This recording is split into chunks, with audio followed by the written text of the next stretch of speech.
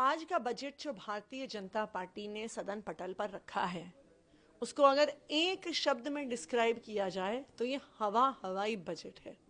इस 1 लाख करोड़ के बजट का कोई आधार नहीं है। दिल्ली सरकार के पास 1 लाख करोड़ का राजस्व कहीं से नहीं आने वाला है।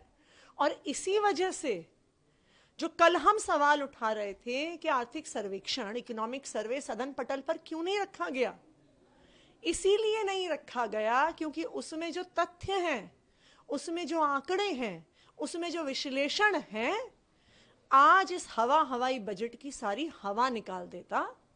इसलिए निराधार बजट इन्होंने सदन पटल पर प्रस्तुत कर दिया है। अगर आप परसेंटेज एलोकेशन के हिसाब से देखिए तो 10 साल में पहली बार शिक्षा का बजट 20% से कम हुआ है।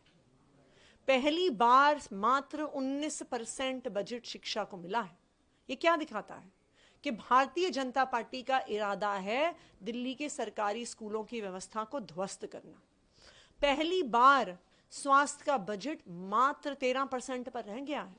ये दिखाता है कि आज जो दिल्ली के हर व्यक्ति को सरकारी अस्पताल में, मोहल्ला क्लिनिक में फ्री इलाज मिल रहा है, उसको खत्म करने का भारतीय जनता पार्टी का इरादा है।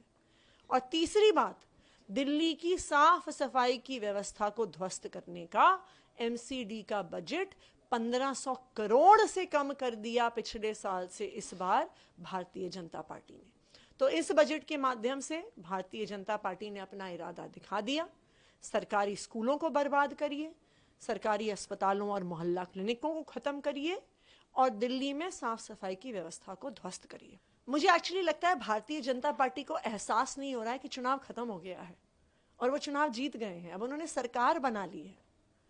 अभी भी वो अपना 90% समय सिर्फ अरविंद केजरीवाल जी को और आम आदमी पार्टी को गाली गलौच देने में बिताते हैं। मेरा उनसे आग्रह है, चुनाव खत्म हो गया, आप चुनाव जीत गए। अब दिल्ली की जनता आपसे काम चाहती है। दिल्ली की जनता इंतजार कर रही है कि आप अपने काम के ब्लूप्रिंट को रखिए, जुमलेबाजी मत करिए, गाली गलौच मत करिए।